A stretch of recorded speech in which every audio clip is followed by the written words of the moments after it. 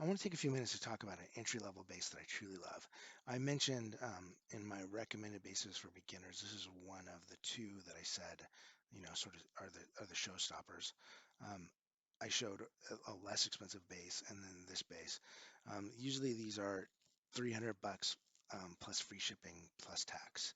Um, so you can expect to spend around 325, $350, whatever the tax comes to, out the door on these. The brand is called Sterling by Music Man. Now, it's important to note that because Music Man is the more expensive brand, and this is a brand owned by Music Man that is their officially licensed copies of their very expensive basses. So this is the affordable entry level stuff that is patterned after their very expensive stuff. So this is patterned after the Music Man Stingray bass, right? So they're packing all these keywords in there for you. And we're going to unpack those a little bit. This is this brand being Sterling by Music Man, and the model that we're discussing is the sub, right? Now you go look at these things, and if you're basing solely on looks, you're going to be totally and utterly confused and lost because um, they there's a large number of bases patterned after the Stingray bass that they're selling under the Sterling by Music Man name, and they vary in price range based upon what quality pickups and features they're throwing into it. The least expensive entry-level model is the Sub. This is the model that I owned for a number of years. It's the bass that I learned on. While I owned this, I owned a lot of other basses so I can compare them directly to it. I'm going to talk largely about the Squires and Fenders, and the reason for that is um, it is meant to compete with a Squire Jazz or Squire Precision or even Squire PJ entry-level bass. It's meant to compete with the Affinity series. It drastically outshines the Affinity series, and I think to a degree it outshines the Fender, no longer the copy models, but actual Fender Player series, which is their Made in Mexico series. They're very entry-level ones that can be as much as $700 and up. Usually find them in the $600 to $700 range. Um, this is a better bass than those for a number of reasons that I'll go into, and it's half the price as those. So what did I like about it better? Well, it's better build quality. The fretwork was about the same. Um, and I'm not on this particular color for any reason. This is just, one that I picked. They have models with both rosewood and maple necks, and then they have a variety of colors available for each. But as far as quality wise, compared to the Fender Player series, the fretwork was about the same. The finish quality on the neck, I think this was a little smoother, a little more satiny, but I could be wrong. I could be remember that incorrectly. It might have been about the same. There wasn't much difference, and that helps in how quickly you can move. Does your finger stick to the sticky, glossy finish, or does it slide smoothly up and down there? So in the case of a bass, and I think even guitars in general, while glossy is prettier, it's not easier to play. Both had very thin width jazz style necks, both in width and depth, which I loved about both of them. Um, this was a little more solidly built, as a more solid saddle bridge here, so it's not a rattle can.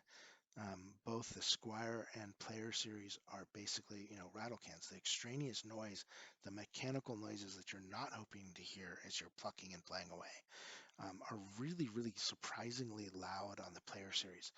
In the, $200, $250 range, you kind of expect that, right? I mean, you get what you pay for. You don't expect to get that, or at least you're thinking to yourself, you get what you pay for. You don't expect to get that in the $600 to $700 range, and you do. That doesn't really go away in the Fenders until you start getting my Road Worn, for example, which is still made in Mexico. I think it's made in America, but assembled in Mexico. That's the rumor behind them. I don't know whether that's true or not. It doesn't have any of that extraneous noise. It's a very quiet bass, just like this one is. It didn't have any of the problems that I had with the Player series, and why I like this better than the Player series. It didn't have any of those. I actually like that Road Worn better than this. I like the American series, even American Standard or American Professional, either or. I like those better than this. Those are actually an improvement. but you're at the $1,000 range before you're seeing that improvement. So that's a lot of money to spend before you get something that's better than something you could have got for just $300. Pickups, right? On a Squire, so I'm going to point over here as if we have an imaginary Squire over here. The pickups are very dull and lifeless, but they're perfectly suitable for a beginner, right? Um, they do produce a lot of tone, especially compared to things that are cheaper than them and knockoffs of them. They're great. Compared to this and compared to the Player Series, they're not so great.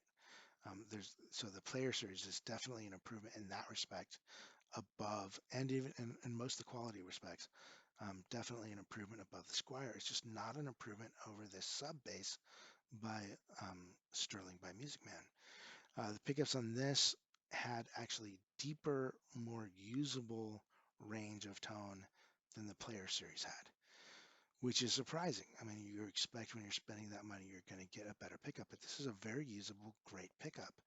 Um, the first line, which was the series I had, supposedly had some problems with it. Problems I rarely ran into. Supposedly every once in a while they would be hot and cut out.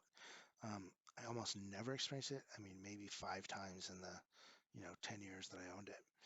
Um, what else? The action. It's got a low action. Action is the height of the strings above the deck and neck. And the reason you wouldn't have a low action is that because either the way the truss rod, whether the whole thing's set up, manufactured, or just in the way in which it's been adjusted, in order to eliminate fret buzz, they raise the strings up off it rather than properly adjusting it, or because of flaws in the way it's made. Some basses, no matter how much, because they're so out of spec, no matter how much you try to adjust them and have a professional try and work on them, there's only so low that he can get the action. Out of the box, amazingly low action. So let's talk about the only thing about this that I didn't like. I didn't like the strings it came with. Well, that's a $20 improvement. And I didn't like the strings on the Player Series, and I didn't like the strings um, on the Squires, and I didn't like the strings even on my $1,000 Road Worn. I ended up replacing all the strings. They were too stiff for me. Factory strings almost always are. I replaced them with Super Slinkies, which are Ernie Ball Super Slinkies, which are a little softer, easier to play. Everything else about this was just awesome right out of the box. Again, not a $2,000 bass, not a $1,000 bass, but better than a $700 bass. So let's take a look at mine, the one that I owned. I owned the first generation of these. You can tell by this giant sub with the little letters series over there and Sterling by Music Man up here, that those graphics are now totally changed. Um, Mine was all black. There weren't a lot of color options when I first bought mine. They've increased a lot of color options. The time I bought mine, they were made in Indonesia. I'm told that's still the case, although I have seen some that said made in China on the back of them. But I picked them up and played them, and in the 15 minutes I had to tinker around with them, the quality certainly still appeared to be there. Plugged them into an amp, played around with them, was impressed by what I saw. So that is my take on the Sterling by Music Man Stingray. I do want to unpack the name a little bit. I talked about how just because you look at it and just because it says Sterling by Music Man, or maybe you just see Music Man on it, those are not the same things. Music Man is its own brand. Sterling by Music Man is its own brand. And within the models, sub is the model you want. We talked about that. Sorry, I'm pressing the wrong button here. I do want to mention that there is a model called Sterling, which totally, clear as mud, right? So there is a Music Man brand model called Sterling that looks slightly different, and it is a $2,000 and up bass. So it is not the same thing as a Sterling by Music Man. And a lot of people aren't aware of that and totally confused by it when they see it. It's, what do you mean this is a $2,000 bass? You know, it's not the same thing. It's you're confusing brand name with model name. Okay. So in any case, that is my take on the Sterling by Music Man sub-series basses. I hope you found this useful. If you disagree, please feel free to tell me, that you disagree in the comments. That's awesome. I appreciate your opinions. I have a sample size of 1 here. And realistically, that's not a large enough sample size to tell you for certain that a product is awesome or not. I will say that, based upon the ratings, thinking I'm probably pretty much right on, right? There's certainly people out there that agree with me. If you're not one of them, though, feel free to say so. If you are one of them, please say so too. Continue to tell people that, yes, if you're going to go out and buy this base, if you think they're going to be pleased with it, please feel free to tell them so in the comments. And again, if you disagree, feel free to tell them that. Please like, subscribe, share. All three help us considerably.